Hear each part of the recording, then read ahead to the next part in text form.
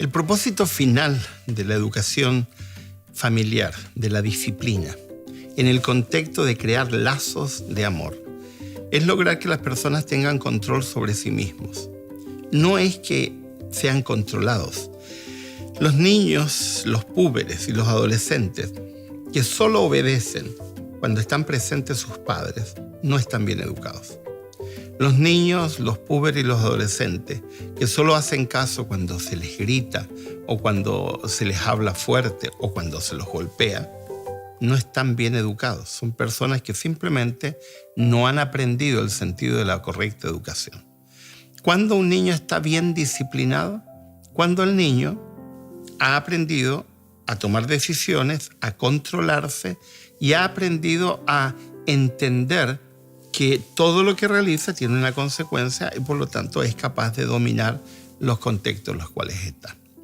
La pregunta recurrente en este contexto de enseñar de que los niños no deben ser gritados, ni golpeados, ni maltratados de ninguna forma, pero de todas maneras hay que educarlos, es cómo hago para hacer eso sin recurrir a este tipo de elementos punitivos con los cuales muchas personas fueron criadas y creen malamente que esa es la forma para educar.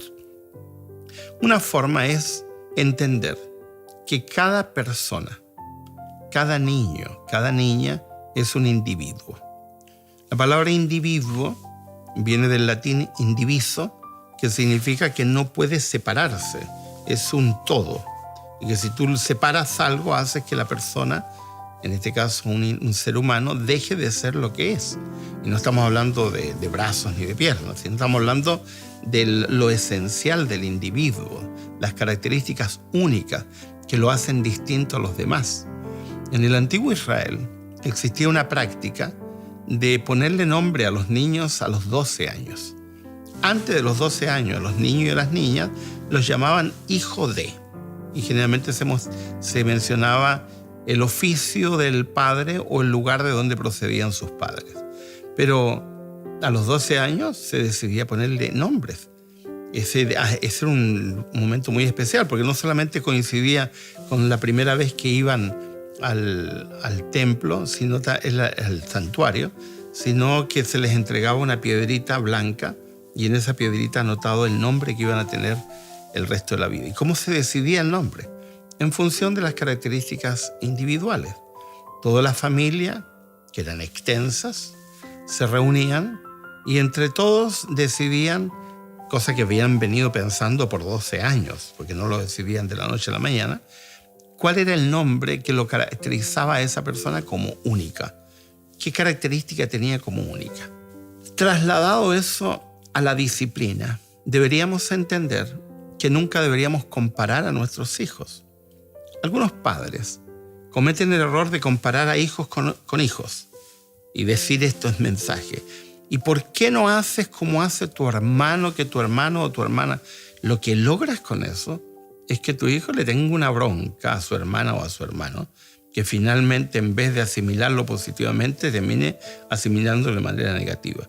Y en segundo lugar, lo que provoca es frustración, porque estás olvidando las características individuales. Una persona es capaz de realizar una acción bien, de una determinada manera, y otra persona realiza otra acción. Y eso no significa que sea malo, significa que las personas son simplemente distintas. ¿Qué deberíamos aprender esencialmente como individuos? Que cada persona tiene características diferenciadas. No, diferenciadas no solamente físicas. Cuando miramos el físico de cada persona nos damos cuenta que somos todos diferentes, sino que la diferencia es mucho más radical. Las personas tienen personalidades distintas, caracteres distintas, formas de interactuar con los demás distintos. Las estructuras mentales de las personas son diferentes. Cognitivamente tenemos habilidades distintas, habilidades manuales diferentes. Los hijos tienen capacidades diferenciadas. Algunos padres, de manera absurda, pretenden que todos sus hijos se comporten de la misma manera y que todos tengan la misma reacción. Eso, perdónenme, es inhumano. Eso no corresponde. Ni siquiera Es lógico. Cuando ustedes se encuentran con entrenadores de animales, los entrenadores de animales distinguen las características de los diferentes animales que entrenan. Vienen los padres y en vez de entender que sus hijos son distintos, pretenden hacer algo que ni siquiera en el mundo animal se hace. Somos diferentes. Como seres diferentes, no es correcto que compares a tu hijo con nadie. Con la única persona que debes compararlo es consigo mismo y decirle, hijo, vas desarrollando habilidades. Muy bien. Eso significa que puedes prosperar en esto, etc. Pero consigo mismo, pero no con los demás, porque eso frustra. Además, cuando tú quieres disciplinar sin golpear, tienes que entender que las habilidades de tu hijo van a ser diferentes a las de otro hijo. Eso significa que algunos tendrán más capacidad para entender algunas instrucciones que otros, o que algunos tendrán más facilidades para hacer una cosa que otro. Cuando no logras entenderlo, entonces metes a tus hijos o a tus hijas en una situación difícil de frustración, de angustia, de ansiedad y de rebeldía al final. Porque algunos dicen, pero ¿por qué lo voy a hacer si no puedo? Y claro, hay personas que hay determinadas acciones que no pueden hacerlas, porque o no tienen la capacidad cognitiva o porque no tienen la capacidad manual para hacerla. Entonces, en psicología se habla de psicología diferencial. Lamentablemente algunos creen que eso tiene que ver solamente con inhabilidades. No, cuando hablamos de psicología diferencial hablamos de psicología que cada persona debe ser estudiada como un ente porque somos diferentes uno al otro. Aplicado a la disciplina significa que si tienes 4 hijos tendrás 4 tipos de disciplina en tu hogar. Que si tienes 4 hijos tendrás 4 personas distintas con las cuales interactuar. A uno le pedirás de una forma, al otro de otra forma. Ahora, tú puedes tener principios generales. Principios que le puedes llamar normas de convivencia, reglas de convivencia, etc. Pero la manera de reaccionar, de actuar, son diferentes una del otro. Cuando entendemos que los seres humanos son individuos, no solamente vamos a tender a respetarlos, entenderemos que los seres humanos, la única forma que tienen de ser ayudados es respetándolos como individuos.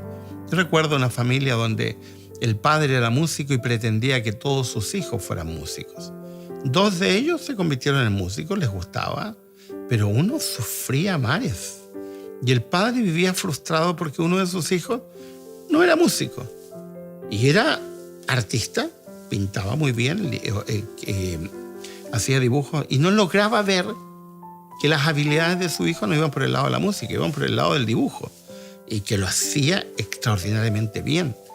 Y en el fondo era falta de respeto, porque una de las reflexiones que tuvimos en algún momento fue decirle, pero si tu hijo tiene habilidades tan bonitas, tan hermosas como la música, ¿por qué tienes que frustrarte si no es capaz de seguir los lineamientos que tú has puesto en ese sentido, cuando tu hijo tiene otras habilidades que son tan buenas como la que tú pretendes desarrollar? Algunos padres, al no entender eso, pretenden trasladar sus propias frustraciones y conflictos o sus propios proyectos no realizados a sus hijos. Yo me he cansado de encontrarme con jóvenes en las universidades estudiando, por ejemplo, carreras que no quieren estudiar simplemente porque sus padres tienen ese sueño. Es que mi hijo sea tal cosa y que tenga tal profesión. Porque ellos quisieron tenerla y no pudieron. Pero son ellos, no sus hijos. Los hijos son individuos. Nunca deberían sentir los hijos que están siendo tratados de una manera distinta a cómo deberían ser tratados como individuos. Hay sutilezas en esto. Por ejemplo, ponerle a los hijos nombres de los abuelos, nombres de hijos que han muerto. Perdónenme, pero eso los hace sentir pésimos.